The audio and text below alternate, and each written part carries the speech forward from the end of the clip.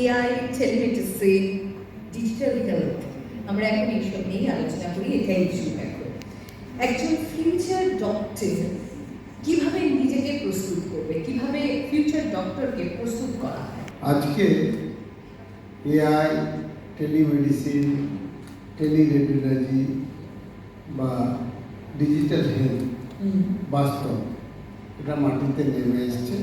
এখন ফিউচার ডাক্তারের তৈরি করার ক্ষেত্রে আমাদের সবচেয়ে অগ্রণী ভূমিকা গ্রহণ করতে হবে সরকারকে।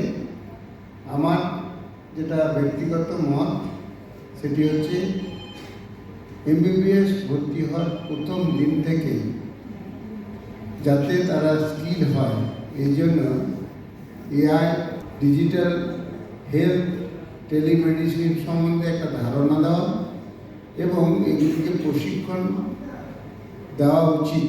কারণ টেলিমেডিসিনের মধ্য দিয়ে দূরত্বটাকে জিরো করে দেওয়া যাবে, যে কোনো ডিস্টেন্স থেকে ট্রিটমেন্ট করা সম্ভব।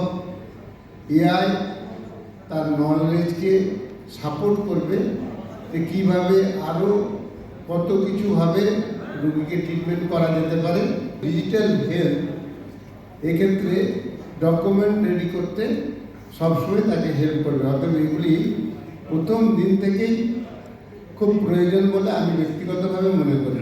তাছাড়াও যেহেতু টোটাল বিষয়টা ডিজিটালি চলে আসছে বা এআই নির্ভর চলে আসছে, মানবিকভাবে সে যাতে ট্রিটমেন্ট করতে পারে সেই জন্যে সিলেবাসের মধ্যে থেকেই পজিটিভ অ্যাটিটিউড, বিশেষ করে দেশাত্মবোধক একটা চিন্তাভাবনা, মানবিক দৃষ্টিকোণ, এগুলো সিলেবাসে অন্তর্ভুক্ত করা প্রয়োজন আছে বলে আমি ব্যক্তিগতভাবে মনে করি। আপনি এই যে মানবিক দৃষ্টিকোণের কথা বললেন, আপনার কাছ থেকেই তাহলে জানতে চাইবো, ডাক্তারবাবু শিখলো, ডাক্তারবাবু ট্রিটমেন্ট করলো, এই জায়গায় সীমাবদ্ধ করলে মানুষ কিন্তু পরিষেবা পাবে না। আমরা শান্তিনিকেতন মেডিকেল কলেজ এবং হসপিটালের তরফ থেকে ত্রিপুরাতে শুরু করেছি। এখানে স্টেট গভর্নমেন্টের সঙ্গে কথা বলে শুরু করব। প্রতিটি গ্রামে একজন করে এআই মা তৈরি করব। এআই মা মিনস হচ্ছে তার কাছে ট্যাব থাকবে। গ্রামের যে কোনো মানুষ যখন ডাক্তার দেখানোর কথা বলবে, ট্যাব নিয়ে চলে যাবে এবং টেলিমেডিসিন সেই জায়গা থেকে তাকে প্রযুক্তিগত এবং মানবিক দিকটা হেল্প করবে।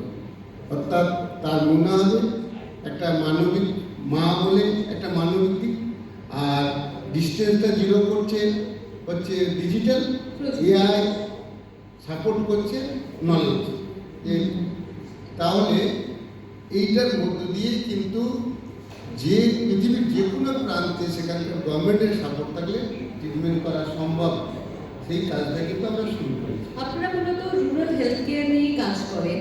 প্রত্যন্ত জায়গায়, রিমোট প্লেসে, তাহলে আপনি এআইকে হাতিয়ার করে প্রতিটি জায়গায় চিকিৎসা ব্যবস্থা সুবিধা পৌঁছে দিতে চাইছেন। দেখুন, সত্যি কথা বলতে কি, সেন্ট্রাল গভর্নমেন্টের ভাবনা, প্রধানমন্ত্রীর ভাবনা, ইমপ্লিমেন্টের জায়গাটা কিন্তু অনেকটাই আমার মনে হচ্ছে যে কার্যকরী জায়গায় আসতে পারেনি। সিলেবাসে যদি এআই না ঢোকে, ডিজিটালাইজেশন না ঢোকে, তাহলে উপর থেকে ভেবে কী হবে? প্রথম কথা, ছেলে তৈরির ক্ষেত্রে এই যে গ্যাপটা, এই স্কিল গ্যাপটাকে মারতে হবে। সেই যতদিন পর্যন্ত মারা না হয়েছে ততদিন এআই মায়ের প্রয়োজনীয়তা আছে। কারণ আজকে ডাক্তার শিখে গেল, পেশেন্ট যদি না শিখে কোনো কার্যকরী ভূমিকা কিছু হবে না। একদম। তো গ্রামের একজন এআই মা, তার রোজগারের জায়গা কোথা থেকে? আমাদের ভাবনা যে ইনস্টিটিউটগুলো এই সাপোর্টটা নিয়ে পেশেন্ট ব্যাংক করবে, তারা 10% সোশ্যাল দায়বদ্ধতা এবং মেয়েটিকে ব্যয় করবে। নট অনলি হেলথের ক্ষেত্রে, আমি তো এটা ভাবছি ডিজিটাল পৃথিবী।